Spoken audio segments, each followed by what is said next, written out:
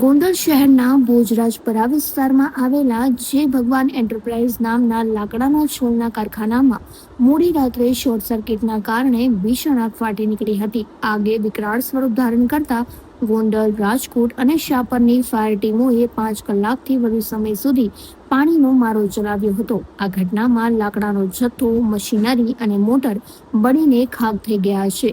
JCB વડે દિવાલ તોડી આગ બુઝાવવાની કામગીરી હાથ ધરાઈ હતી, જેમાં લાખો રૂપિયાનું નુકસાન થયાનું સામે આવ્યું છે. મારું નામ Nayan Gondaliya, in charge station fire officer, Gondal નગરપાલિકા.